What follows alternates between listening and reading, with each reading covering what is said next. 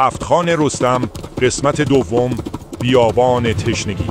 پس از شکست دادن شیر، رستم به راه خود ادامه داد، اما این بار بیابانی سوزان پیش روی او بود. خورشید بیرحمانه میتابید و شنهای داغ پاهای رخش را میسوزاند. آب و آذوقه‌شان تمام شده بود. رستم باید از دل بیابانی خشک عبور می‌کرد، جایی که جان بسیاری از مردان را گرفته و او را تا مرز ناتوانی می‌کشاند. ساعتی پس از ساعت دیگر گذشت. رستم تشنه و خسته شد، اما تسلیم نشد.